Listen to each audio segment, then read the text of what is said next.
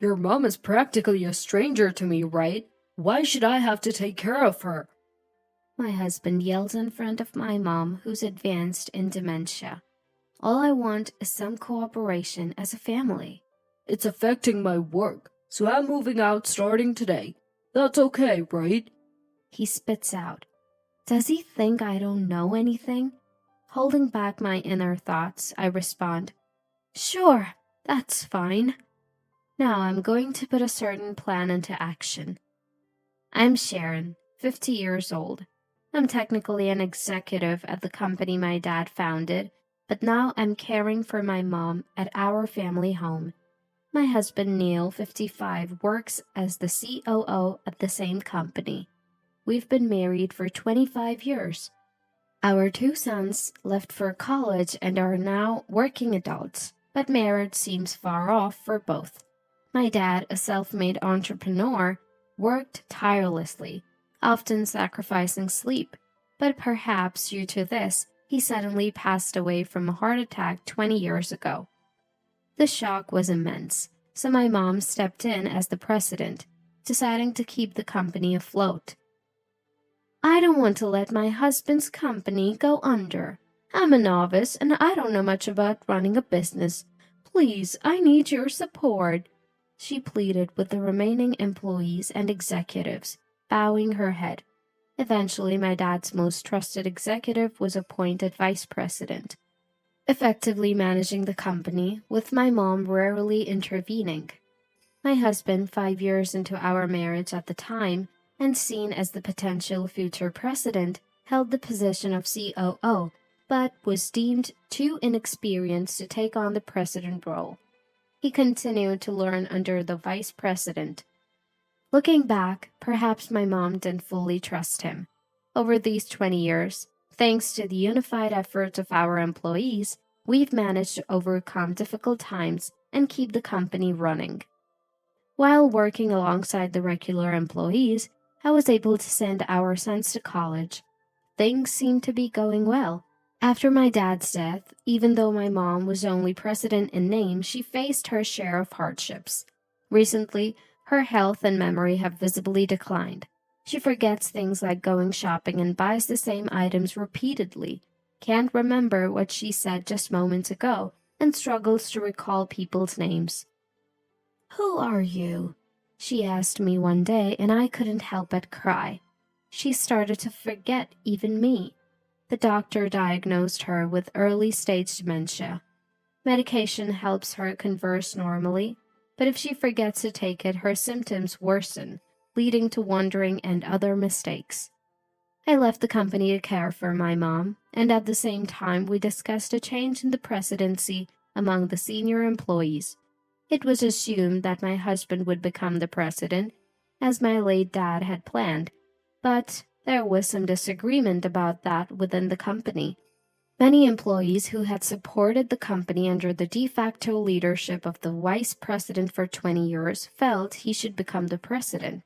The company wasn't in trouble, and my mom was president in name only. I think the employees respected her as president out of loyalty to my dad.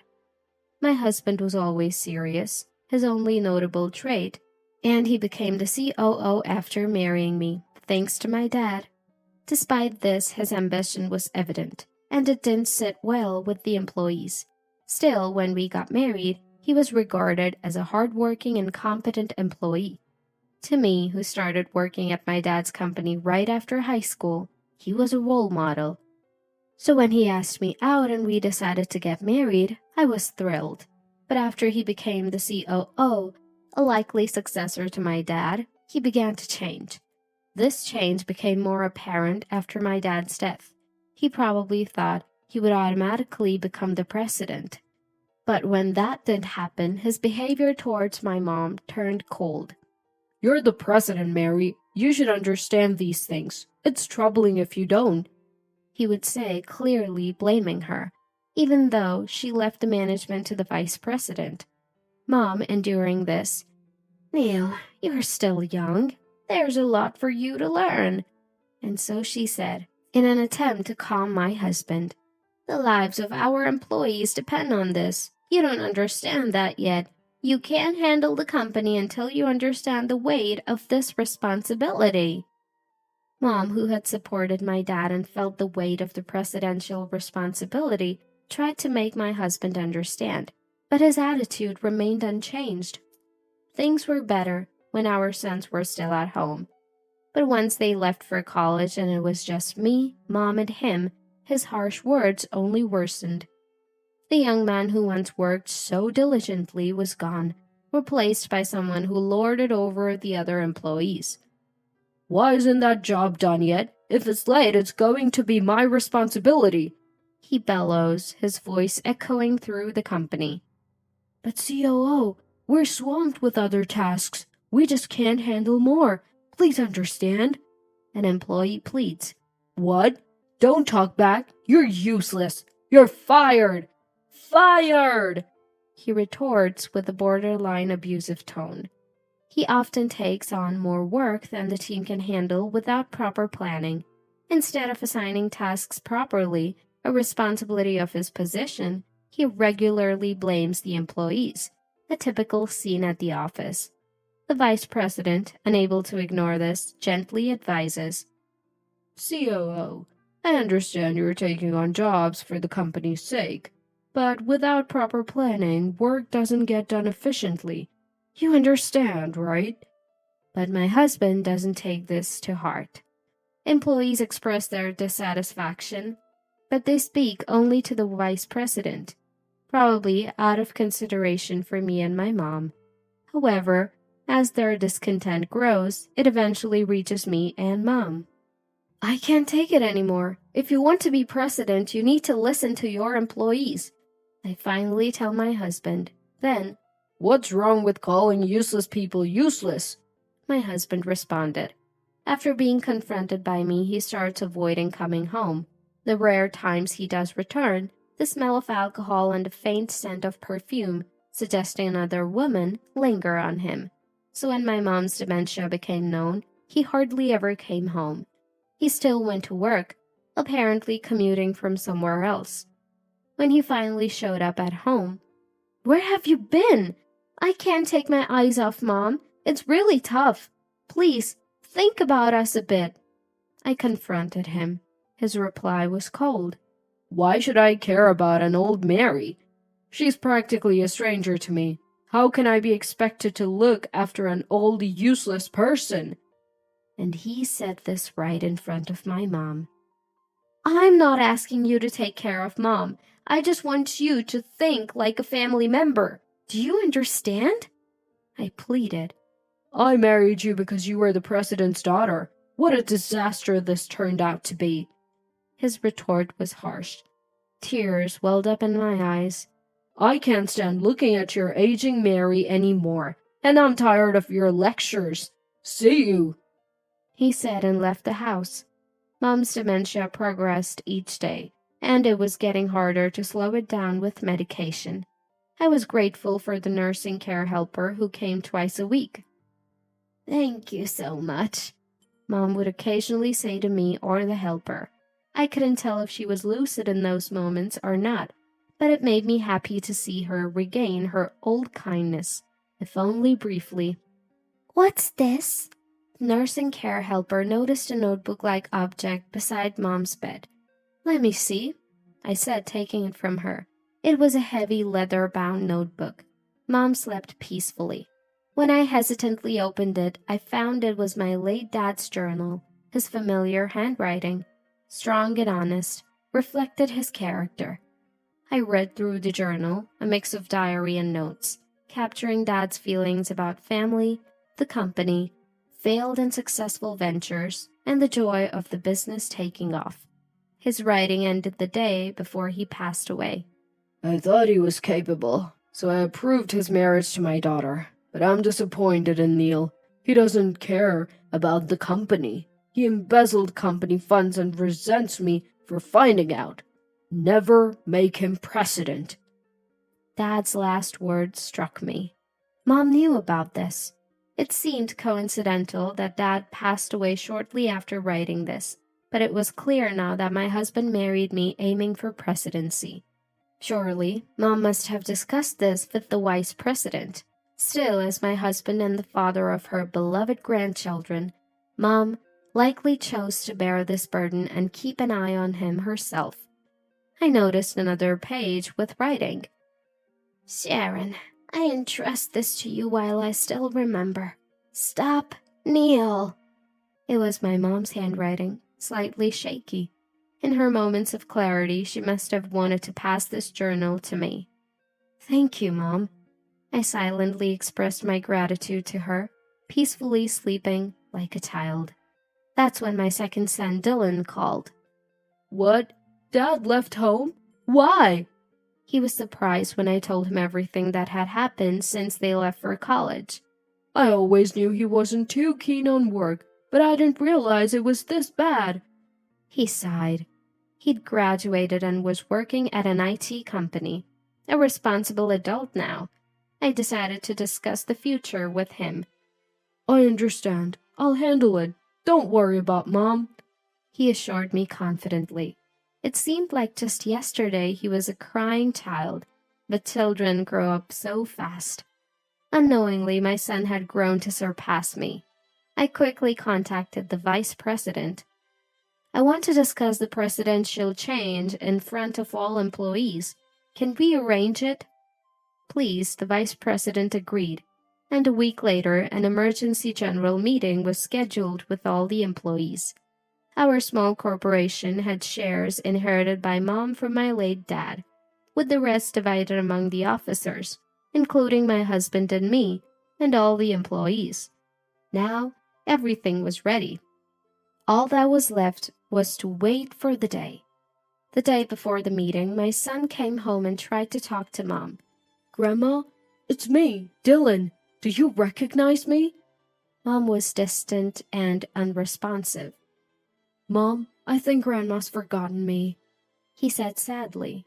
Then Mom suddenly murmured, Dad, it's been so long. Welcome home. She seemed to mistake my son for my late father. Indeed, my grown son did bear a resemblance to my father's younger days. It felt like Dad had come back, and I was overwhelmed with emotion, hopeful for tomorrow. Seeing her son, she thought to herself, on the day of the meeting, despite the short notice and being after hours, the company's large conference room was packed with employees. Although we were a small company, with less than 100 employees, the turnout was impressive. My husband, still the COO, sat there, arms crossed, looking down on everyone. His attitude was frankly unpleasant. Mom still held the title of president, but, unable to attend, she had given me her proxy. Thank you all for gathering despite your busy schedules, the vice president began. Let's skip unnecessary talk and get to the point. Shall I continue with the proceedings? Following his statement, a chorus of agreement rose from the audience. Then, please proceed, the vice president said, turning to me to continue speaking. Our current president, due to dementia, cannot continue in her role. I propose a change in presidency. I started. My husband smirked smugly at my words. I propose promoting our current vice president, who has effectively supported the company, to president. This aligns with the wishes of the current president, my mother, I declared. The room erupted in approval. Objection! My husband suddenly shouted, silencing the room. The president is senile, unable to make decisions. What proof do you have? He mocked. This is it. These are the notes left by the former president, my dad, followed by entries from the current president, my mom. I will share their contents with all of you, I said, holding up my dad's journal. What? My husband was speechless. Then, an employee who had long supported the company's accounting spoke up. I propose an urgent agenda item. This was all part of the plan. The COO here ordered me to make unaccounted withdrawals and to cover them up. I demand his dismissal for this. My husband's face turned pale, clearly not expecting such a revelation here. Lies! This is nonsense! What proof do you have? He stammered. Then my son entered the room. Dylan, why are you here? You're not an employee. You shouldn't be in this meeting. My husband asked, his voice trembling. My son replied, I've been given half the shares each from Mom and Grandma, so I have the right to speak here. Misinterpreting this, my husband regained some boldness. Great, then support me. I'll hand over the president's position to you eventually. He pleaded with our son. Dad, you're in this photo, aren't you? My son signaled, and an image appeared on the screen through the projector. It showed my husband walking arm in arm with an unknown woman, entering an apartment. I hired a detective to investigate. It's a shame, finding out my own dad has been doing things like this, my son said, his voice filled with disappointment. You've been funding the club this woman runs, right? Even paid for the apartment? I've covered everything. He continued calmly. At a loss for words, my husband crumbled to his knees. Watching this, the vice president addresses the employees. Any more comments? If not, let's move to the vote. My husband remained motionless. All in favor of the proposed agenda, please raise your hands. The vice president said. Everyone except my husband raised their hands. Suddenly, my husband looked up.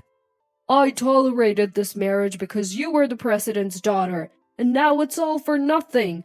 I should never have married you. He spat out at me. Let him say what he wants. He betrayed not just me, but our entire family. Even our son here must be ashamed to be your child.